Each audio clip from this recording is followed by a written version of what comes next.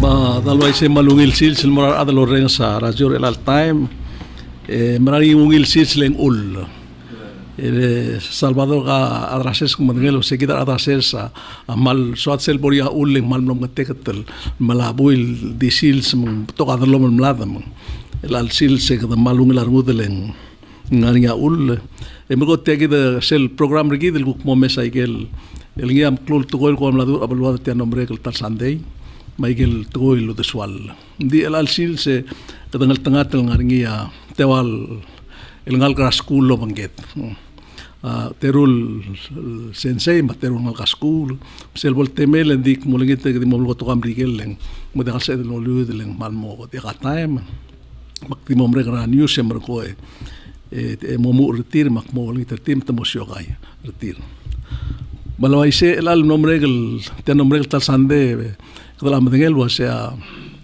ada itu orang kita ngara amrikil relal sils, mo kirel elal sande negirel mo report takal menterbela orang igel roguil igel domasing medium calls UN medium calls ligel gedela vekel belura members all out ada itu orang kita mara delegation bela ngara UN elal kita report. Saya ulum dibusa kambes kesoleil ngia.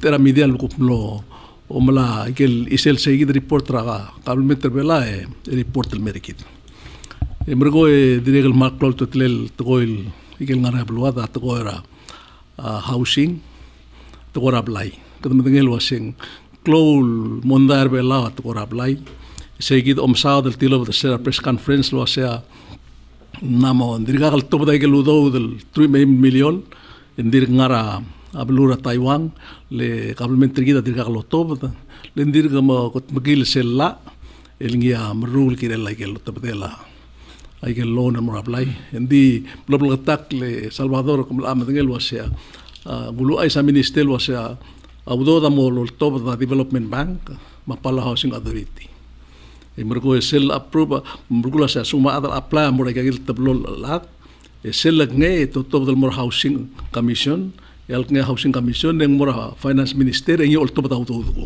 rekelo mengbulgula se seldo mesa adal mo apply al amo oyak medle wal madal edel mur wal madal akagera government meng seguida minister de lo aisel wasya dirigel adra border housing authority commission adirgal mga ngirtir ending clear na mura senate seguida bulgula mo sugum degal senate degal ngirtir yang ada kal sebel mo top taudo mulmut selek ngerti ageludo de Ngirmang dirga kal mera blue belau set process agegi del tablo bank already dem lamo kal mok rada mo apply in disel apply to durok la gel bank au durok mosel housing commission etribi o durok ma ministering o durok gul mosel el ICTV bank Taiwan emergonya meudo seguir a process baik placen gire la housing commission el mredel lo mesaige o tirakra ok mo ngieng mo tirakra gel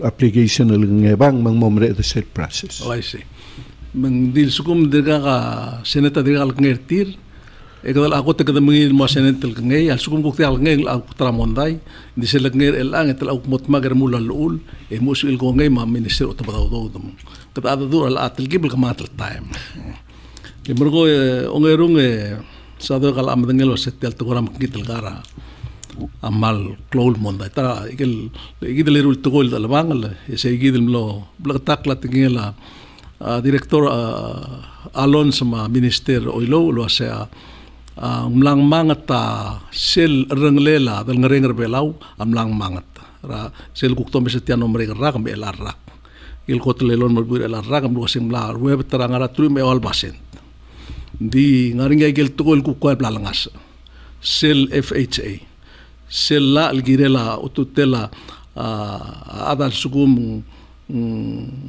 ramal tangal mal adila sungaringa lorul mo tak mal tumultri ngal mar adrabla sela ongal insib ilmo tu takle algo seguida adi imul wal kwadal ngeng rebela lang masa ya tu rom limrom umror an morio dito ko kitel kara blom tak la tingla director agor waseng nguay abral mo kloleng manna mo to karul trau leng lamo yasui mung seguida aku kloto tel aisel girel le morgo sil time seguida telo para news elilo sa gelbuigel ebert gelbuigel blilol ilu selu me merak blals ma ogim telal el blalsra backing resela atel milketi tragri rajuril wase ngul trama kitlgar Oi Ngirmang di elangania pebira information emlel ngania se krengel girel obisra attorney general le olgong maldagar adra la erni ngania imul lawyer ngarngi el dingil ta ungra la pebira mal maklol case el drug case مسيل البدنيلا أذل بالتيجر نيرا جيل نالجر ديل ملادة تميل تيجر نيرا أو بيقول إذن جاي جد إيمال أدرى الله أوريو رايجي من قرآن غني أسبب كرينك مو خلال بول أمو غني جد الكيس بس جد التقول درجة التبدية قبل بوليس را سا بريس كونفرنس لو أسي ملامو مريقا أوريو سيرابير تيجي جد التقول أقول الليلة جيم بوب Ngkal politika Udesuall melan namora obisa attorney general mendi kedemengil wase temomo rural tutak temgrara adal amo waseng tilmeling karatil milkodi. Oke madalo aise mergo kulengit daba bodiul mortirgal tugubets lokyak meng timo mulko tukaram riger elange makulengit tergemi masuk mengkombuk asa ko akma tamo tenge mulko ngaligi akme tergemi loliu ita tiang amal klol tutlel. This morning we are very honored for this program to have with us four very special people who are our neighbors and fellow Pacific Islanders. So I'm not gonna introduce them because I'm gonna ask them to introduce themselves. So in introducing yourself, in our culture, whenever somebody speaks in public, first the listeners have to know who's she or he. And that will determine whether they're going to listen to you or not. Because if you don't have anything to say, or if you're not qualified to say what you say, then it's just going to put one ear and out the other. So before you introduce yourself, and I like you to go around, I just want you to know that in this country, when we go back to about maybe 3,000-4,000 years, and when people come to our shores, they either come as friends or as enemies to conquer us, to fight us. So we say, who are these people? Why are they here? What are you going to get from us? And what are we going to get from you? So I'm reminded of the Latin expression when Caesar, Emperor of Rome, went up to Northern Europe, and he said, Veni, vidi, vici. It means like, I came, I saw, I conquered. So I put the question to you. You came, you saw, and then what? So introduce yourself, and let's go around. So I guess since we're in Palau, I'm going to give the 2 students and 2 professors. And we have a student who's from All. And All is a home of the Palawan religion, native religion, and also all the prophets and the high priest of Palau in the old days came from All. Yeah, and the president is staying there, is also from there. So we have a young man from All here. So you introduce yourself.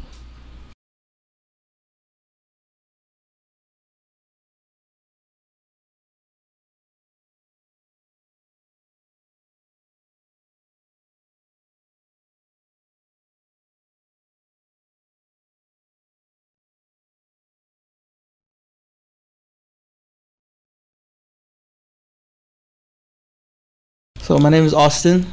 Going to my last year in my undergrad, my bachelor's in social work. I work as the outreach assistant at the Center for Pacific Island Studies at the University of Hawaii. And yeah, it's good to be home. It's good to see my family. It's good to be a part of this experience with these students, and as they learn about Palau and as I learn about myself as well. What family in all are you from? So my grandma is Tordeo. That's her last name. So yeah. Your grandmother is Hiroko Atrool? Yes. Yeah. And your uncle is Tangatik? And I understand named after him. Your name is also Tangatik in Palawan. Oh, okay. Oh. But you were born and raised in the United States. Is that correct? Okay. Ali and Bulavanaka. My name is Talei Lusha, and I am a current PhD candidate at the Australian National University. I'm doing a historical ethnography of the nuclear free and independent Pacific movement, which was a movement all across the Pacific, where they hosted many different conferences, and all different islanders from all over the place, even on the rim, like the continents, would come and meet and share, and then go back to their respective countries and continue the good work to have a nuclear free and independent Pacific. We just completed a Palau field school with some of our students from the ANU and University of Hawaii Manoa, and really happy to be here for the first time. Are you Pacific Islander? Yeah, I'm Fijian. I am part Samoan and also Italian. Okay. Yeah, mixed. Ongil tutao hafade. My name is James Parez Viernes. I am from Guam, but a couple of years ago took a job as the outreach director for the Center for Pacific Island Studies at the University of Hawaii at Manoa. And I've been there on the faculty since then, with these folks also here to bring our students from the University of Hawaii and ANU to Palau, primarily to learn from the history and the culture and the wisdom of the Palauan people. So thank you for having us with it.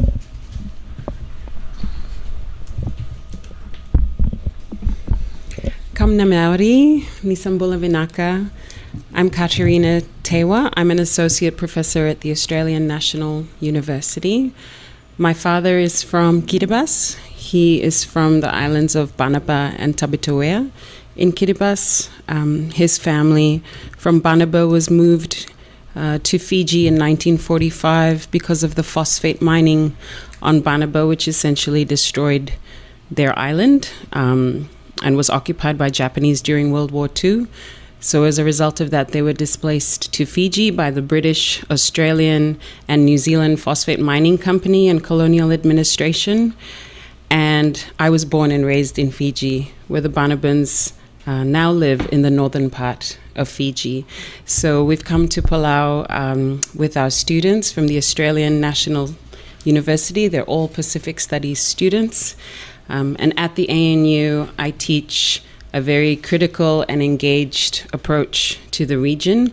And my goal is to help Australians, I guess, engage with and understand the Pacific in more humble and more equitable ways. So we've partnered with the University of Hawaii, the Center for Pacific Island Studies, to bring our field school to Palau, because I believe that we have a lot to learn from Palau about sovereignty and about defending the land and the culture. Okay, so a little bit about, is this Banaba? So what happened to the island? There's still people there or no more? There are about 300 people living on Banaba at the moment.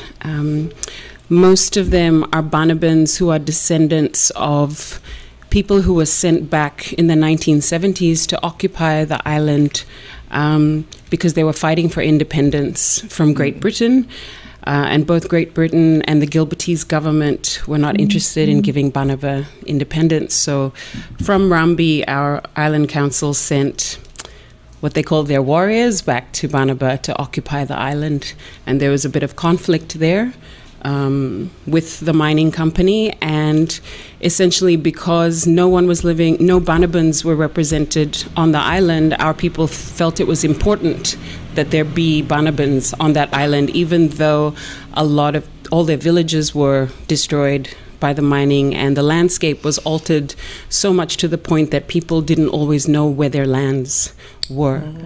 So because the mining essentially dug out the majority of the island. And is it a high island or atoll? Yes, it's a raised coral atoll, very similar to Nauru, but much smaller than Nauru. It's 6 square kilometers, so 2.5 square miles in the middle of the Pacific. The closest neighbor is Nauru. So it's pretty much like Angkor. I don't know whether you've been to Angkor, but the Angkor, I think, is a little bigger. That's right. And I believe the same company in the early 1900s was mining Angkor, Banaba, Nauru, and Makatea in French Polynesia. German company. German company working with the Australians as well. So they were all part of one phosphate conglomerate, sharing the phosphate market and selling the commodity to bigger countries for their agriculture. At that time, the islands were called the Gilbert and Ellis Islands. Ellis Island. That's correct. So Banaba is part of the Gilbert side or the Ellis side? The Gilbert side. It was incorporated into the Gilberts only for phosphate. Before that, it was not part of the Gilbert Islands. And so now, is it part of Kiribati or a separate entity? It is part of Kiribati. So you have actually a community in Fiji was just transplanted. That's correct. And how many people? 1,000 people were brought to Fiji in 1945. 750 or so of them were Banabans, and the rest were Gilbertese and others that Banabans had intermarried with before the war. So you are a product of those residents of Fiji. Are they correct. Fiji citizens now? Yes. So you moved from Fiji, you were educated in Fiji, and then you went to Australia. From Fiji, I went to California, to Santa Clara University, and then I went to the Center for Pacific Island Studies at the University of Hawaii. So I'm very much a product of the same program that James is representing here in the field school. And this is a special, I think, Pacific Studies program where a lot of us islanders and others who go through, we learn to think critically about our history and about our culture and about our future. So my Santa Clara University education gave me some skills, but the Center for Pacific Island Studies really gave me that critical consciousness that I now try to share with my students. You know, when I was in Hawaii in the late 60s and early 70s, there was no such thing as Pacific Studies. In fact, the Hawaiians were agitating for Hawaiian studies, which I think in the 70s, they finally established that. So it was, I guess as far as Pacific Islanders at that time, there was no such identity as such. Yeah? So we just kind of little, these islands all over the place were colonized, and then so in a way, you too, you have participated in this program that was really kind of emerged and developed now to be a recognized degree program, right? So at this time, like for example, this Talei was saying that she's doing her PhD in the specific island studies. Is that correct? Okay. So before I'm done with you, have you done any publication, any writings? Or? Yes, I have a book called Consuming Ocean Island Stories and Stories of People and Phosphate from Banaba. It was published by Indiana University Press in 2015, and that is my version of our histories on Banaba. I don't say it is the authoritative version because different families and different clans have different versions of our history, but I tried to tell the story of what happened on Banaba from different perspectives. And I also tried to understand the science behind why they wanted to mine our island for phosphate. So I wanted to know, what is phosphate? What is this thing that these governments wanted so badly from our island? And I tried to put that alongside indigenous understandings of the land, which is tiapa, which means the people and the land together. So I argue that what they did to the land which is mining it up, digging it up, and spreading it across the earth, is what they did to our culture. It took it apart piece by piece and broke it up. So I try to bring those fragments of the land and the culture and the history back together in this book and open up a space for people to really take this idea of land seriously in a physical way, not just a metaphor. We belong to the land, we have land. I said, well, what about the actual rocks? What happens to these rocks when they end up in Australia, when they end up in New Zealand? What is my relationship to Maori? What is my relationship to Aboriginal peoples when our land is mixed with their land? So that's the book that I wrote. Yeah. I think, Sadhu, I think this Angkor people should read that book, should listen, and maybe one of their children who is a PhD or some should do something about this, write about it, because it's. I have given a copy to the President Patrick Talei for the PCC library, so I hope it will be in the library at Palau Community College for people to read. Wow, it's very interesting. That's very interesting. Do you, in the book, do you mention any culture that was lost because of the mining? Yes, I do. So the most important aspect of our culture was the way in which land was distributed amongst the Banabans. So on Banaba, because there were so few people, right? So you only have 2.5 square miles. So at any one time, it can support a population of around 2,000. We're a very small people, about 2,000 probably when the Europeans came. Every man, woman, and child had a piece of land. Had more than one piece of land, every man, woman, and child. So it wasn't held just by chiefs, it wasn't just held by leading families. Every baby had a piece of land. So when the mining company came, the mining company didn't want to negotiate leases with children. They didn't want children and women lining up for them to negotiate their leases for the mining. So they changed the land tenure system and amalgamated it, so they only had to talk to male leaders of this land. So they undermined women's power over the land, children's power.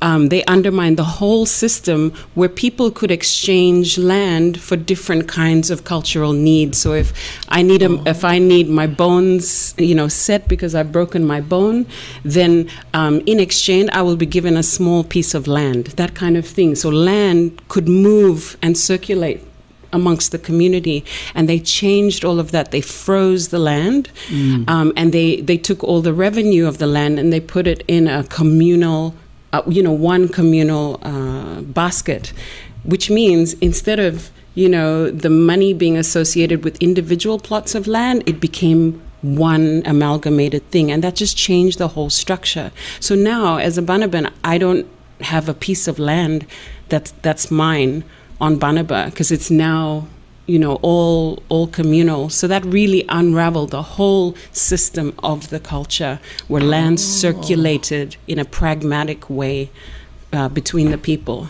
Wow, so and the land mining that destroyed it's all of used that. for islanders is the basic essence of the exactly. of the culture. Yeah, but now the land's not even there; it's gone. The soil is gone. Wow. This brother from Guam, are you facing with the same situation? Or I guess yours is a bit different with the military having 1/3 or 2/3 of the island. Right? Yes, Guam has been and has always and continued to struggle with issues of land. And I think for Katerina and I, just to add on to what she was saying, is this Palau Field School for our students is very important because this is the first time that either ANU or UH has operated a field school in Micronesia. And as two people who very strongly identify as Micronesians, this is a very special opportunity for us to bring our students here to learn from Palau's struggles and triumphs and ongoing challenges. For me, like you said, with the Center for Pacific Island Studies, it has become this place for Pacific Islanders to critically wrestle with the issues that we face at home.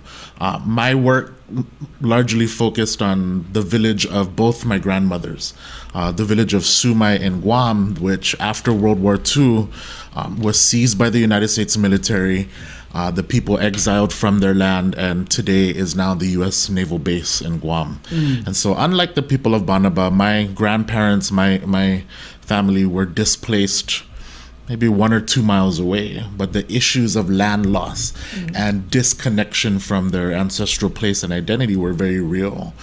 So we looked to ways that our young people now are still retaining their identity to this village, which is no longer there. But the ways that in the absence of our physical land, how do we retain our connectedness to each other, to the land, to our history, and in ways to forge forward into our future? So for the work that we've done with the displacement of Micronesians, whether by mining companies or by militaries, has become, I think, a very common theme in Pacific Island studies. And so for our students to come to Palau and look at the fight, especially during the era of immediate post-independence for Palau, and the struggle with the United States on this compact, has been very enlightening for these students. We can lecture about it in a classroom in Australia and Hawaii, but until we bring them out of the classroom and into the islands, that's how we see our role as privileged Pacific Islanders who have had education and now in a position to bring the stories of our grandparents to the academy, right, in ways that are very real. And we're very fortunate that through Pacific Island Studies, we've had the opportunity to study ourselves and speak for ourselves in a climate where others have been speaking for us for far too long. It's interesting as you speak, you professor, you Katerina, you mentioned about the mining and that really the cause for the displacement of your people, and you're talking about military takeover. Then I think nowadays also for us, we're facing with this compact now, and we're also facing of people out migrating, not because of the land has been taken over or the military is out migrating for economic reasons. And I mean it's a new phenomenon that we see. It's just almost every month we have 2 or 3 families just getting up and leave. So I mean it's really a kind of a new thing that we are facing. So in terms of doing your own studies, Tradik, how do you relate you're doing an undergrad? It's a degree on the specific studies or on a different? So my degree is in social work. Social work. Yeah. So how do you, in this trip, you took part in this school here in the last 2 weeks, and you're, I guess, also a transplanted Palauan, in U.S. You were born and raised in U.S., right? So how do you relate your study to what has been discussed in terms of our history, Pacific Islanders, these different islands? This happened to us, and then you're doing a study, so social studies. Are you going to learn something and come back to all and do something with all? Or, So yeah, it's been a really good experience for me because, like you said, I was born and raised in the States, and even then I kind of was more closer to my dad's side. He's from the outer islands of Yap, so that was more of the culture that I was, I guess, that's more the culture that I kind of was closer to in terms of language and traditional practices. So all that kind of stuff I'm more familiar with on that side. So for me, coming to Palau with these students, it's almost like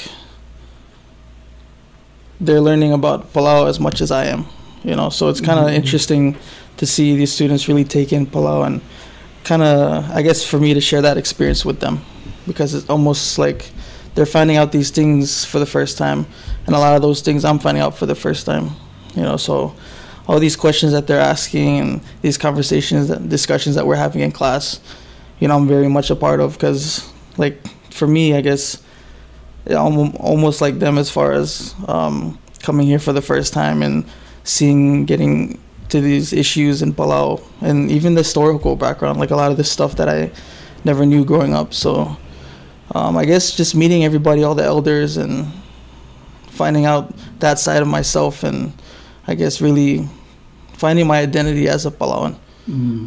It's been it's been a real blessing. So I think for me, like they talk about displacement, I guess I can kind of relate to that too, because my parents both went out to school, and then I was born and raised in the States. So it's like I was American, but then I was from the outer islands of Yap, but then I'm Palauan, so I don't know. Just gotta pick one. So have you been to the sacred ground in all, the holy ground in all? I don't think so. Maybe you should visit that before. Maybe, definitely. Go ahead. One of the things to mention, I think, with Austin's work and many of our Micronesian students in Hawaii is, as you mentioned, there's a large flow of people from the islands moving away. What we're finding in Hawaii and places like Guam, unfortunately, is that citizens of the freely associated states encounter extreme racism in Guam and Hawaii, whether in housing or healthcare or education. What is saddest to me about that is in places like Guam and Hawaii, these are Pacific Islands, yet Pacific Islanders are coming and being unwelcome. A lot of the work we do at the Center for Pacific Island Studies, and primarily Austin and I in the outreach component, is yes, we have an academic program and people come study, but a large majority of our work is to try and address these issues that the FAS citizens are facing in Hawaii. So we do a lot of outreach to try and educate people in Hawaii, whether they're teachers, healthcare providers, police, about why compact citizens are coming to Hawaii, that they have every legal right to come to Hawaii. They are not coming for a handout. They're coming to collect what is theirs, and to educate them about our cultures that we bring to Hawaii. So there's a bit of understanding. So I think it's been very nice to see Austin and other students. Austin's a president of Micronesia Connections, the student organization at UH, and I've been privileged to be their faculty advisor, but to see these young kids in college from the compact states setting a very fine example for a lot of younger Micronesians in Hawaii who are growing up not wanting to be Micronesian because of the racism they face. So a lot of the students at UH who may not be studying at the Center for Pacific Island Studies become linked to us through this type of work. So you are president of the, how do you call it? Micronesia Connections Student Organization. Do you still have a Micronesia Student Association for all Micronesian students in Hawaii still existent? Because I was a president of that. This is what this is now. Same organization. 1970, I was a president. So if you look at the records, but don't look at the records of what happened to the organization after I left. We used to organize to do dancing and we go dance in the bases. The university, I think it's HIC, we used to Waikiki, and we raised funds for our students. But it was for all Micronesians, those in Kauai, in Maui, and Hilo. It was. I think we have about 300 students, and a guy named Villanueva was the vice president from Saipan.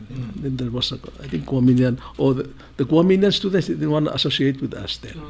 They said, we're Americans, we're not Micronesians. I mean, it was a different mentality, which I guess is different now, right? It's shifting. Shifting. This younger generation, which is why I think it's important to do things like the field school to support them, because that's what we need to. As Micronesia, I think there's a lot more power we can find in being Micronesian than separating ourselves from each other. Yes.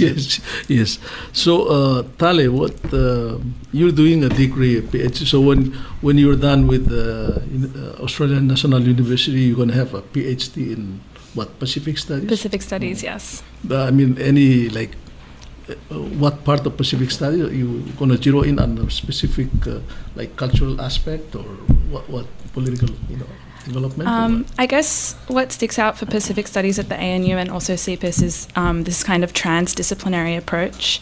So often in the humanities especially, people are taught to zero in on history or anthropology or, all these different, or linguistics. Whereas in Pacific Studies, it's more across all these different disciplines for a reason. So it's to, just be able to be across all these different types of pockets and as that's more engaging than following the discipline and that genealogy, which are often, created and made for white people to be kind of gatekeepers of those certain disciplines. So yeah, specific studies is kind of going across all those different types of things and picking and choosing what works for your thesis. So you're going to have a part in your dissertation on this trip here, or you're going to have you're going to defend your thesis both written and oral, is that right? Yes. Yeah. Oh. So we do a written submission and then also an oral presentation at about once for the first year and then the second year and third year as well. So it's a 3-year degree all up. Are you going to send us a copy of your? Yes, I really want to, because I need the critique, obviously. Yes. Okay. Yeah. So you've been here for 2 weeks, right? Mm-hmm. And Professor, yesterday I was very impressed in your presentation. I wish somebody recorded it to show it in the TV station here, because it was interesting that, and like the dancing, I was just kind of really taken aback by the dancing. It was with the Samoan dance, right? Mm-hmm. And then it was Indian dance, mm-hmm. and then the Palawan dance, which I have never seen before. Yeah, I mean, these guys kind of did the Palawan music, and then the hands and the gestures and the moves I haven't seen it. So I mean, that's. Can you do it again one more time? Yeah. So what have you where have you been? What did you see? Whom did you meet? What did you see? Well, I might say something first about the dancing. So at this field school, it's not really like a performing arts field school or anything like that, but I've been teaching the field school since 2010, so this is our 9th year, and this is the first time we've come to Micronesia, and the focus of the field school is always on culture, arts, and heritage first, and then on top of that we look at political issues, historical issues, social issues, other issues. And I put culture, heritage, and the arts at the base of the field school because at the moment in the Pacific, there's a dominance of this development discourse that tells Pacific people, oh, you are underdeveloped, so we're going to give you aid and we're going to give you all kinds of things to build your capacity so you can move into the future with all of this skills, technical skills, whatever skills. That kind of discourse undermines culture, arts, and heritage, but particularly the arts, where people feel like music, dance, oral traditions, all those cultural things like architecture, weaving, all of these practices are irrelevant. They're just not relevant to development. They're not relevant to the future. This is what a lot of technical organizations try to do in the Pacific. So arts, for me, is one of the things that's ours. It's what belongs to us. Most Pacific cultures didn't have systems of writing. We kept our histories and our cultures in oral forms, in embodied forms, and in material forms. So I want my students to understand how important dance is, for example, and it's a bit fun and it's great to do, but it's not just entertainment. It's not just entertainment. Dance can be powerful, dance can be political, and Banabans, when they were fighting for independence and they sued the British government, I forgot to say we took the British government to court, to the High Court, and we sued them for destroying our island, but we put our dances in front.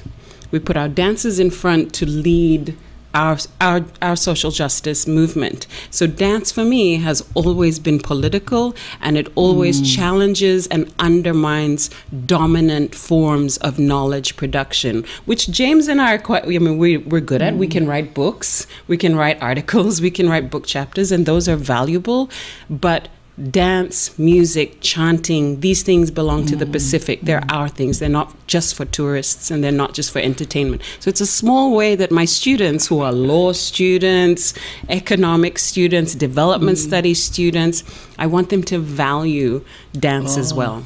So you're saying that the emphasis in this the foreigners when they came in to the islands, and also our government leaders emphasis on the economic development. And when you say economic development, you're talking about building hotels, building factories, and something to earn money. Yes. And you say, in terms of your own perspective, you say the art should be the one. So art is as important for our future as all the other aspects of what people think of as economic development, because it's what belongs to us. We have the traditional knowledge and the intangible and the tangible heritage to inform that, whereas everything else we get is imported from the outside. Like we have to learn their way to develop, which is for me ridiculous. So maybe in terms of so maybe we can make art as an economic source of economic benefits. For example, in Guam, I noticed the Guaminians, the Chamorros, are doing new dances. I mean, the gesture, the using of hands, new, different we haven't seen. As a part of tourism industry to So maybe our songs and dance, we make that also an attraction, so that people can pay us to do it, to see us, and so a way to earn money. I mean, Moses, the professor has mentioned something that is very related to our new laws that have become effective, that ban plastics and straws to be used, and that will make us to go back to weaving and those kind of stuff. Yes, and exactly. I think that's very strong. Yes. Yeah. So I mean that's our culture can also be used to to create new ways of dancing, like what you guys did, especially with the Palawan thing yesterday, and craft and stuff like that. Do it to so that you can earn something to survive in this day and age, right? So how do you see the Guam experience? It's an interesting time, and I think you make the good point that we should, embrace what is ours and share it, and there are opportunities, right, for us to monopolize on that for economic development. What we're seeing in Guam, you're asking specifically, is Guam's in the midst of a very strong cultural renaissance, because there's been so much loss because of militarism, and we are still a colony up to this day. There are still colonies in 2019. Language loss, this sense among our young people that they've lost something, has ignited in them this very strong desire to reclaim what they believe has been lost. We are seeing what we call the invention of new traditions, right? And there's a lot of debates about that. We get into muddy water when we talk about authenticity, but regardless of whether it existed before or didn't, what these young people are doing is creating. So, in that sense, it can be very empowering, not only from an economic perspective, because I think the tourism industries are changing all over the world.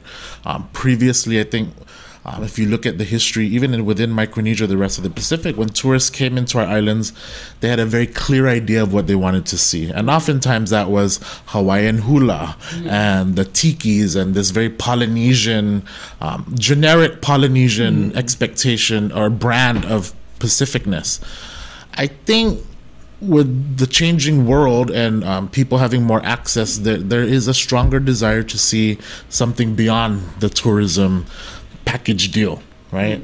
When people come to Palau, they don't want to see hula, they want to see Palau. Yes.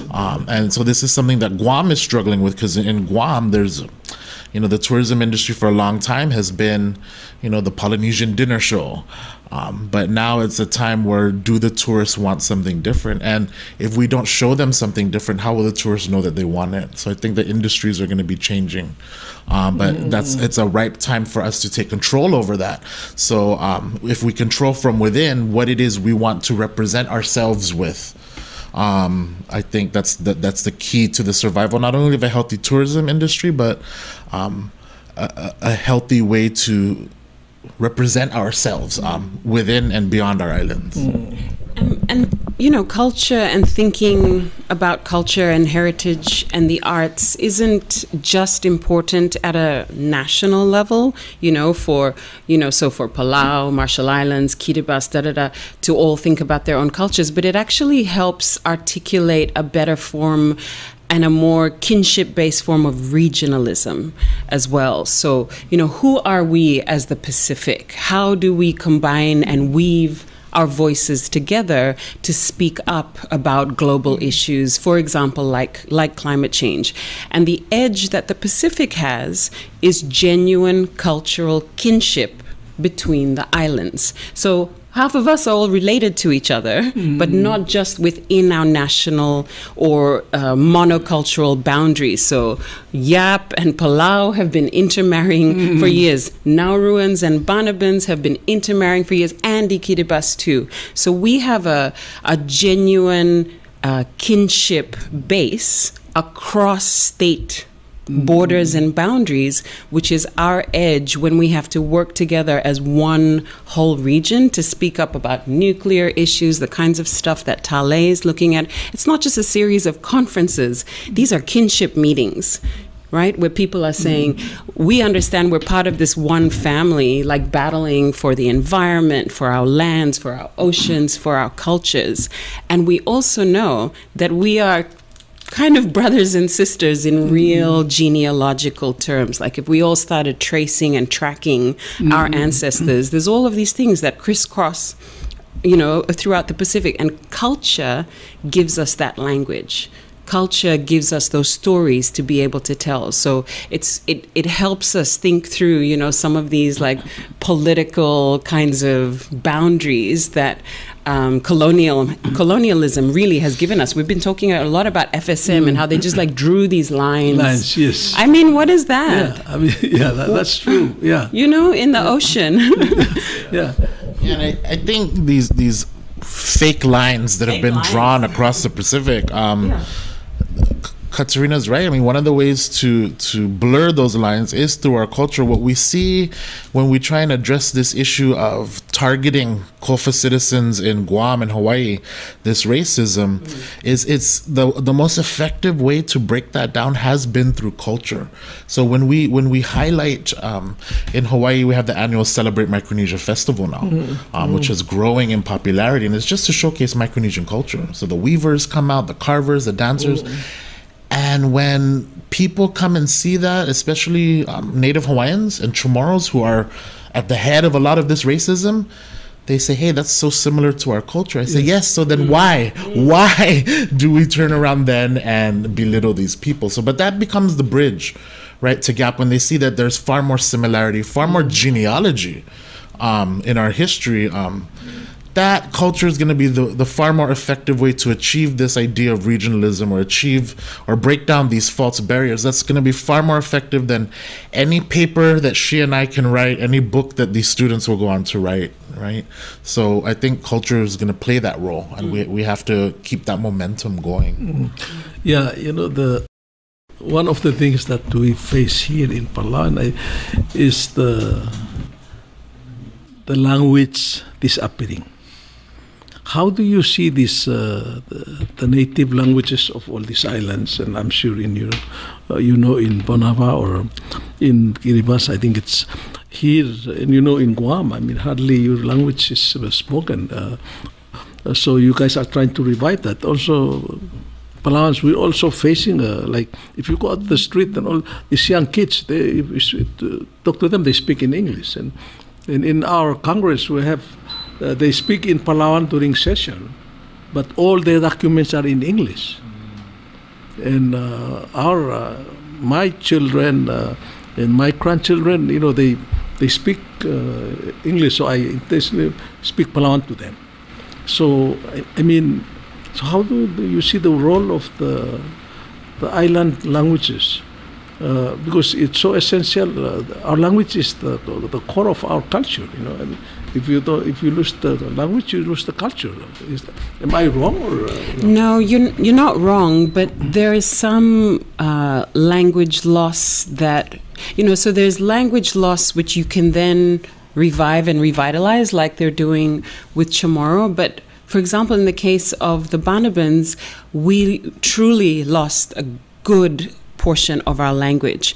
Our language became the Kiribati language, the Gilbertese language, which wasn't fully the indigenous language, Banaban language. So this idea of having to reconstruct culture means language is still important, but there are other ways to express that relationship between the people and the land. And for displaced people, you have to find that way.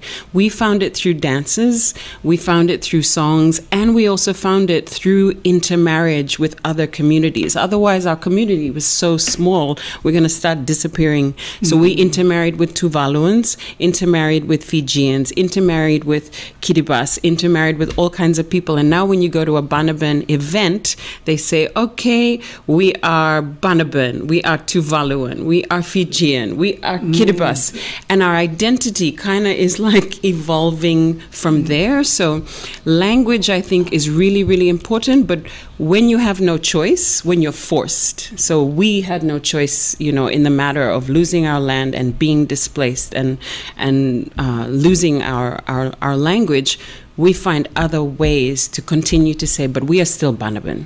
We are still connected to that land. Because it's not just the language that's gone, the land is gone too.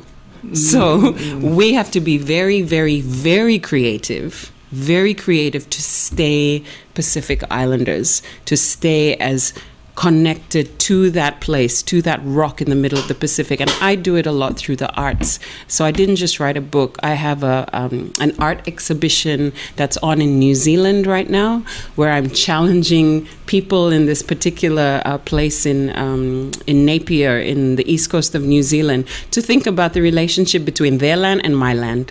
I'm continuing to tell that Banaban story. Even though I can't tell it in my Banaban language, I have to come up with other ways. So I'm using books and writing, and I'm using the visual arts as well. So I have images of all the ancestors with our land and our landscape in this art exhibition, which hopefully will come through the Pacific as well. Starting in Australia and New Zealand, who are the colonizers who took the land, and then we will move it throughout the Pacific, and we'll have these conversations about loss and displacement of land, of language, of culture, of heritage, all of those things. So absolutely, language is the cornerstone of culture, but there are other dimensions of culture that are just as important, and these are the kinds of things that are important for the diaspora as well, right? A lot of times the diaspora, whether they're Palauan or Kiribati or whatever, they feel guilty about not speaking their language, and a lot of time it's not their choice. So my father did not speak to us even in the Kiribati language because he wanted us to do well in school. He knew if we only spoke English, we'll go all the way to the top. And that's what a lot of parents here also think, exactly. So the children then have this guilt and this, crisis of identity, but we have to be creative to reconnect. Yeah, and if I can add to that, I think the Katerina brings up a solid point that in many places, and in Guam in particular, there were decades of language suppression policy. My parents went to school at a time where they were physically punished for speaking their language, even by accident on the playground. And so my grandparents tried to raise their children to succeed in an Americanizing world. So that was through English. What we're seeing in a younger generation, again, like we said, this sense of loss and guilt. And so there's a lot going on. I think there are creative ways to reboost the language or but I think this younger generation is going to be very savvy with technology and the use of things like mobile apps and websites and other spaces where language can be taught and where it can grow and where it can evolve is going to be important. But for the Pacific now, it's a critical period because the native speakers may be getting to an age where they might not be with us for very long. So these younger kids that know the technology, that know how to enter these creative spaces, are going to have to bridge the gap between the elder generation and them so that they can have the language and the knowledge and translate it into these new creative ways. Well, Nadik, what's your take on this discussion? Because I think you're a prime example. Yes. Yeah, I think, well, for me growing up, my parents both spoke English to me, because we were all staying in the States, and I was going to school so there. You don't speak the outer island? I do. Yapis. I speak the outer island Yapis. Oh, but you don't speak Palawan. I speak Palawan. So when my dad's mom came out, she didn't know how to speak English. So it's either I don't talk to my grandma or I learn how to speak the language. But then my mom's mom, she came out and she already knew how to speak English. So I guess when she saw my parents both speaking to me, she would just speak English to me. So that was my experience. And even coming over here, I find it interesting that, it's kind of like that struggle. It's like, oh man, like am I Palawan? But I don't know how to speak Palawan. So it's like Kati said and James, it's like that, trying to find that your identity, trying to find where you fit and finding your Palawan self. But I think, especially diaspora kids, I think nowadays we're coming up with different ways on how to, I guess, own our own identity. Instead of finding an identity, we create our own, so that we are that bridge. We are that bridge, both the generational bridge and the bridge between modernism, modern day modernity, and cultural, like back home style, like those kind of things. So yeah, that's been my experience. And then just like this field school, there's a lot of students that kind of are going through the same things. We have like students from China, but they're born and raised in Australia. Yes. Students from Samoa, but they're born and raised in Australia. And so all of us kind of have that same kind of identity crisis, where it's like, I'm American, but I'm Palawan at the same time, but I'm also outer island Yapi. It's all these things that we're just trying to work out in our heads. It's like trying not to. What about you, Talei? I mean, now you're Australian, and your Italian father is Australian, and you have a mother who's Samoan, Fijian. Yeah. Wow, that's a. Yeah, it's a big mix. So you must have a serious crisis. I have a serious crisis. Well, I grew up learning Italian. Sorry, I grew up learning Italian, so I can speak it. Then in Australia. Yeah. Oh. In terms of Fijian, I can kind of understand it. Usually when I go back to the islands, like Fiji, I can pick it up way more rapidly. I've actually lived in Samoa, so yeah, even that, I understand Samoan a little bit better than Fijian. So now I'm just like, I really just need to like take the time out to learn Fijian. But I'm not worried about it. Like, I know that I will, and I don't have, this kind of existential crisis about it. I know that I'm Fijian. I know that I'm Samoan, Italian. It's always just spending your time with it. But yeah, learning with language when you're not constantly around it is very hard, I think. Your family is not part of the Sicilian mafia. They are. They are. They are. That's why they moved. Okay, before we're done with the language, we had an educator here, who was a Minister of Education, and he made some announcement or information for me and Sadoy that kind of shocked me. He said that by the year 2098, studies have shown that world languages will disappear except English and Chinese. I mean, I was shocked. I'm still, that's kind of, now it's like 70 more years, because of the way that I guess they study the commerce and the world integrating together. And I mean, that's interesting. But I think, you're an educator. I think this is where educators, this is where students and professors, this is where thinkers or philosophers should really address this question, because it's a very serious issue. Because our kids, I talk to my children, and I notice that they can talk to me in Palawan and then turn around and talk to our foreign workers in English.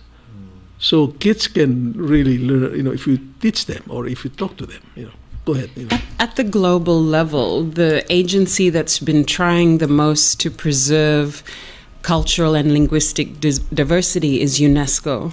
But UNESCO is also one of the most underfunded international agencies of the whole UN, lineup. So I think, there are international efforts to preserve and protect cultural and linguistic diversity, but it's really up to us on the ground, to promote that diversity in all its various ways. I'm not really buying, that idea that everyone will be speaking English and Chinese in, what did you say, 2098? 2098, that's... Yeah, because there is so much resistance to what we can call global homogenization happening at a much more local level. It's very consistent. Whenever homogenizing forces come in, there's always resistance on the ground.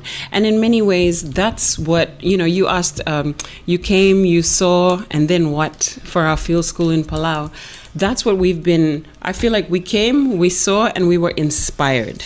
We were inspired because Palau is one of those places where culture really matters, especially relative to other Pacific islands. So it's so visible to us here, and we've only been here for 2 weeks. It's not like we've spent a year or several months here, but it's really clear that up front, culture matters on a very public way in Palau, which is quite different from some other Pacific islands. And what I mean by that is culture that's not just dominated by, for example, Christianity, or culture that's not dominated by just tourism. It's really clear that Palauans have been protecting a lot of dimensions of their culture and heritage. In fact, sacrificing, many times sacrificing themselves in order to protect that through that whole process of fighting for that constitution and dealing with the COFA negotiations. So we've been very inspired, and that it's because of countries like Palau, cultures like that exist here, that I don't believe this idea that we will be all speaking English and Chinese at all. Wow. They're not bad languages, but Okay.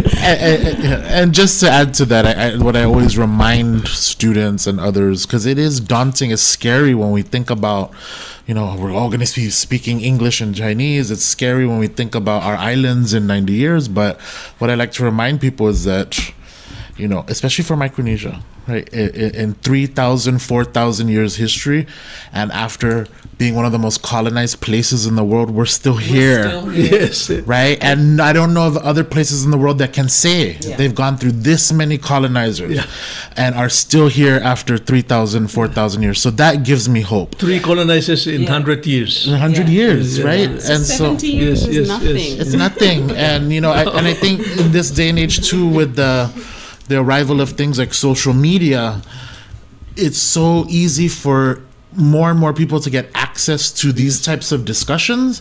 And I have faith in this generation at this table and younger that because they have more access, they're going to be our next warriors. Because those of us who are either elders or already in our careers, I mean, it's now them, right? This younger generation is going to have to pick up that torch and make sure that we're still here in 90 years and 900 years, right? So I hope the Minister of Education is listening, because I think he's going to be summoned here to be questioned where he got his information. Because we have the professors here, and they're really interested in holding back to this culture. But we are being colonized by development and technology, and those are some of the ways we can lose our language and we can lose our culture. So you really have to balance on how we can adapt to the new development technology while holding our culture. Yeah, it's interesting. I mean, this we have a friend of mine, Palawan, he's in the States now. He told me he went through a DNA test for him, and he found like he's from Tonga. I said, what? How did that happen? And Tonga's so much to the south and up here. So, I mean, this new technology is also can kind of put us together. And I don't know whether you know about this, but it's a new phenomenon. I'm watching it for the last, I think, 30-some years. This family reunion. It was clan, lineage, and family reunion, which never happened before. Because when we get together, it's only for like to defend ourselves, or in war, or in funerals, in community services, but we never have like clan or lineage came together, and it's I mean it's just happening now. I mean, I had like 2 weeks ago there were 3 clans, and then I think this weekend their clan tomorrow they like probably will be 1,000 people there, and so it's interesting, And also the funerals.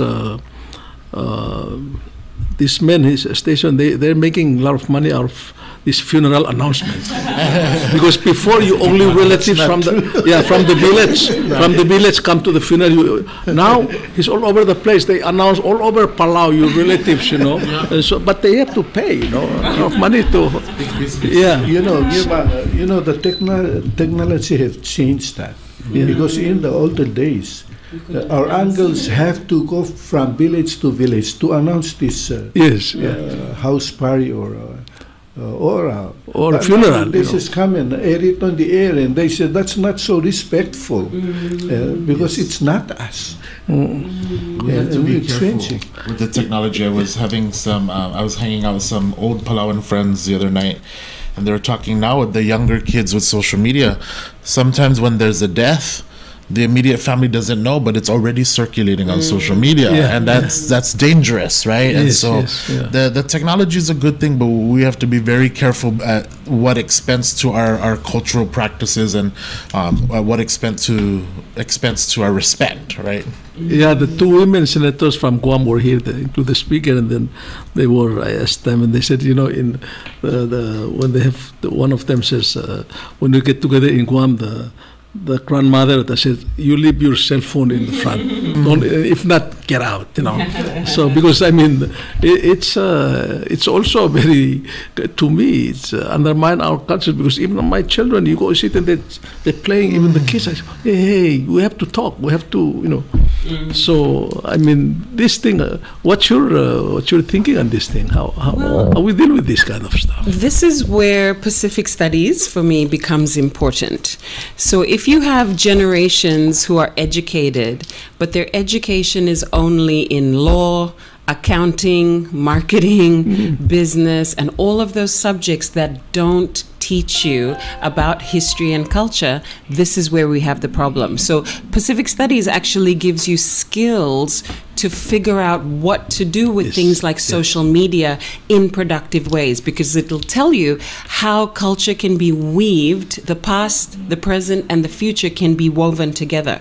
But when parents tell their kids, don't do Pacific Studies, it's useless for your career, then you have this gap there where you have great educated people who can do law, but they maybe can't necessarily think critically about how to weave technology, history, culture, and continue to do that cultural work of protecting the land, protecting the environment, and evolving culture. So culture is not static. When I say culture, I'm not meaning the culture from 3,000 years ago. There are elements of that.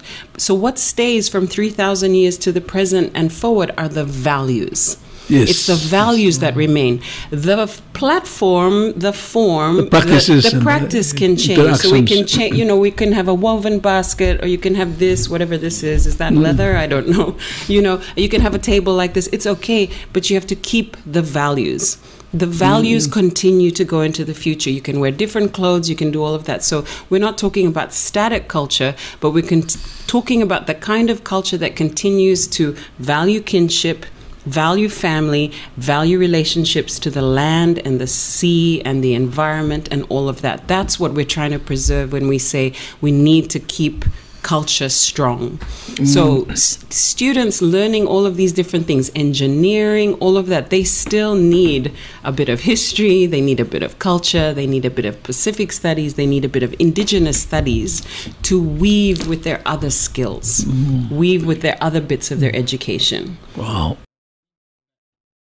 That has to happen at a very early age and at an institutional level, because I think both Katerina and I and most of our colleagues in our younger days when we announced to our families, oh, we're going to study Pacific Island Studies, their first question is, why?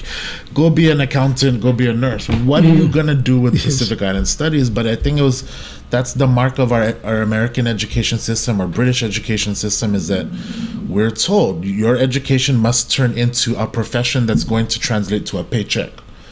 Right? And so things like Pacific Studies, as Katerina is saying, we have to prioritize that in our education system from a young age. That history and culture and being critical of these things is just as valuable to the society as being a lawyer and an accountant and these other professional spaces. So, and we spent a little bit of time with the Ebil Society, and they were teaching traditional ecological knowledge to school kids. And I thought, oh my gosh, I wish my daughters, could experience this. My Pacific Islander Australian daughters, I would love for them to be having the same experiences as these young Palauan, children, learning with the Ebil Society. So I feel like Palau is already integrating that into education and curriculum. There's thatching going on at PCC. All my students participated in the thatching because they're rethatching the little bai that's in the middle of PCC. So already they're doing hands-on things that they would never do at ANU, they would never get to do in Australia. Yeah, so this is when we start talking, and this is a lot of the work we do in Hawaii, is we're talking about culturally sustaining teaching, culturally sustaining pedagogy, right? That the student does not have to leave his or her culture at the door to enter the classroom. Exactly. Right? So what we saw with Ebil Society is these kids were measuring the Yapstone money. So they're learning math, but they're learning math in their own environment and things that are familiar to them. And we see that in Chuk, there's a lot of work going on, little videos coming out of using the graves next to the house to teach geometry. These kids see these graves, they play near these graves every day. They shouldn't have to leave all of these things behind to succeed in a classroom. We have to link and bring the culture into the classroom and bring the classroom out into the culture. So in Pacific Studies, the first thing I teach in one of my core classes is a dance to the students. And they're like, what kind of class is this? And I say, yep, and this dance, it's going to be on the quiz. You have to remember everything in this dance: the rain, the moon, the sun, the ocean, the difference between the ocean and the sea in the lagoon. And so my students, right from the beginning, they're like, whoa, okay, this is a different way of learning. Wow. Gee, we're not going to end this if we continue, but in Palawan, we just say Mauriul until later we meet again and we'll do this again. So we're coming to the conclusion, but in our I'm a lawyer. We practice law for about 40 years, and my specialty is title in the clan title, and also land dispute. And one of the things I learned from the elders and also from practicing law here regarding land is land were never owned here. But Palawans, we look at ourselves as part of the land. That's why when you are born, every Palawan has an origin, through your mother. And it's a stone platform where our ancestors are buried. Everyone has it. And when women give birth, how do you call that? It's placenta, that slimy stuff. You take it from the baby, you bury it in the taro patch for the clan. So nowadays, really, with this idea of private ownership of land, this Western, introduced here system, and then the Chinese come, about 5 years ago, start, leasing land for 99 years, and we're losing clan chiefs or head of a family. They sell land, or lease land without. So we have a lot of fight over that. So that's also very critical. And I think I guess this is something for young fellows like Ngadik, for educators, students to also look at this, because it's really like in your case in Kiribati. So it's something that we should really think about, and hope like your school and your system. So we're going to come to a conclusion now, and so I'll give a chance to starting with you again, and then give your own kind of summation and what you think. And you're going to, Mr. Salvador says, next time you're here, we're going to find you and then bring you here to continue this discourse. In regards to the field school, like I said, it's just even coming as an assistant, just getting to be in this environment, and like they said, kind of weaving the culture with the classroom, learning from the elders, going to those rock islands and learning about the historical significance. I think for me, it's been very healthy. I've found a lot of things out about myself that I didn't know. So I definitely have a lot of questions from my mom when I get back to Hawaii.